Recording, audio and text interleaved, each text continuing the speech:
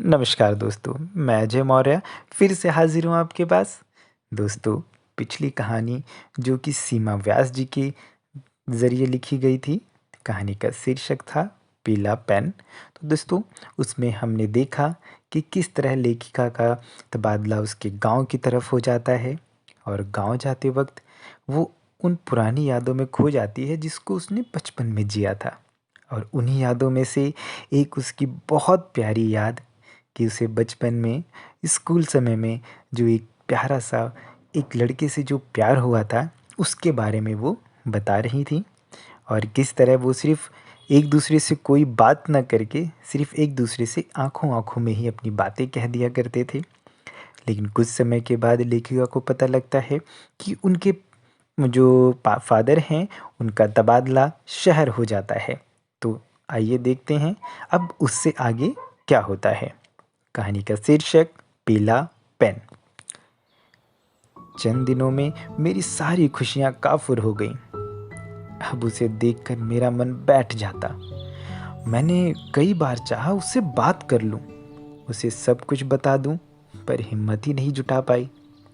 खामोश आंखों से भी कहने की कोशिश की, पर अपनी दीवानगी के आगे वो कुछ समझने को तैयार ही नहीं था। फिर वो दिन भी आ गया जब ट्रक पर सामान लाद कर हम दूसरे शहर चले गए। नई कॉलोनी, बड़ा स्कूल, बड़ा सा घर और ढेर सारी नई सहेलियां। पर मुझे ये शहर उस कस्बे के आगे बहुत छोटा नजर आता था। भाग भाग कर मन कस्बे की ओर चला जाता। वही सड़क, रास्ता, साइकिल की घंटी और वो बहुत याद आते मुझे। कई दिनों तक मन उदास रहा। फिर समय के मरहम ने अपना काम किया और मैं धीरे धीरे नए माहौल में घुलने लगी।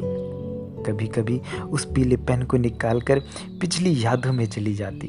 मन तृप्त हो जाता तो उसे फिर छुपा कर रख देती। कई सालों तक संभाल कर रखा था उस पेन को मैंने। फिर कॉलेज की पढ़ाई, नौकरी, शादी की आपाधापी में पीला पेन कहीं दब सा गया। उसकी यादें भी धुंधली हो गईं, पर पूरी तरह मिट नहीं पाई थी। कभी हाथ में आ जाता तो बीते लम्हों को याद कर लेती। शादी के बाद एक बार माँ ने मेरा कुछ छोटा सामान निकाल कर रखा था ले जाने के लिए। बहुत उत्सुकता से एक एक चीज देख रही थी मैं। पीले पेन के स्थान पर सिर्फ ढक्कन हाथ आया। दुखी मन से उसे वहीं छोड़ आई। आज तो कार्यालय का काम निपटाने में ही पूरा दिन बीत गया। बुरी तरह थकने के बावजूद पुरानी यादों को ताज़ा करने का मोह मैं छोड़ नहीं पाई। होटल में फ्रेश होने के बाद मैं अकेले ही निकल पड़ी। बदला बदला सा लगा पूरा कस्बा। कई इमारतें नई बन गई थीं, पर कुछ सरकारी दफ्तर अब भी उसी रूप में थे। दशा और जर्जर हो गई थी।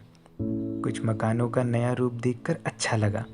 कहीं पुराने मकानों की टूटती मुंडेरों ने पुराने दिन याद दिला दिए। स्कूल, बाजार, अस्पताल सब देखते हुए मन बार बार सालों पीछे दौड़ जाता। तभी एक दुकान के सामने जाकर मेरी कदम एकाएक ठिठक गई। ये वही स्टेशनरी की दुकान थी।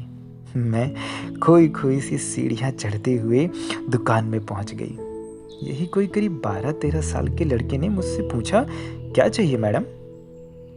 पेन, कहते हुए मेरी आंखें पूरी दुकान में कुछ खोजने लगी। क्षण भर में ही उसने तरह तरह के पेन के पैकेट मेरे सामने रख दिए। ये सब जेल पेन है मैडम, बहुत बढ़िया चलते हैं, वो स्मार्ट सेल्समैन की तरह बोला।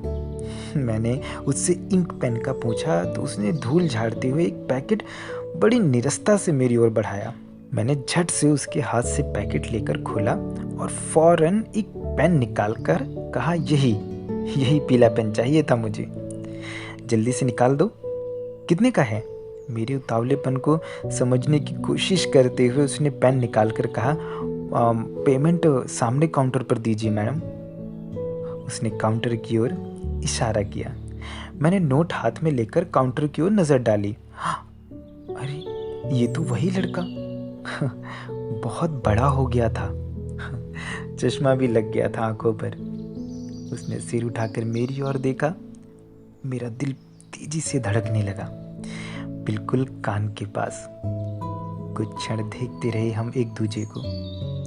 यकीनन वो भी पहचान गया था मुझे। हमारी खामोश निगाहें पुरानी यादें ताज़ा करती रहीं। कुछ क्षण बाद मैंने कदम आगे बढ़ाए। पास जाकर देखा तो हतप्रभ रह गई। उसके शर्ट पर आज भी पीला पेन लगा था, बाहर की ओर से, और दूसरी ओर मेरे हाथ में भी था ठीक वैसा ही पीला पेन। दोनों के पास पीले पेन देखकर हम दोनों हौले से मुस्कुरा दिए। मैंने पैसे दिए तो उसने आंखों ही आंखों में कहा, इसकी ज़रूरत नहीं। हल्की सी मुस्कान दोनों के चेहरे पर तैर गई। कुछ क्षण खड़ी रहकर मैं चली गई। आज भी हम दोनों में से किसी ने बोलने की पहल नहीं की। आज भी हमारे बीच पसरी खामोशी बोलती रही और बोलता रहा पीला पेन। जी हाँ दोस्तों, तो कैसी लगी आपको हमारी ये स्टोरी? इसको लिखा था सीमा व्यास जी ने। तो आप हमें कमेंट पर जल्दी से लिख भेजिए आपको ये स्टोरी कैसी लगी। और अगर आप भी लिखने के शौकीन हैं तो हमें जल्दी से अपनी कोई कहानी लिख भेजिए। हम आपकी कहानी यहाँ पर ज़रूर सुनाएंगे। तब तक के लिए दोस्तों, धन्यवाद।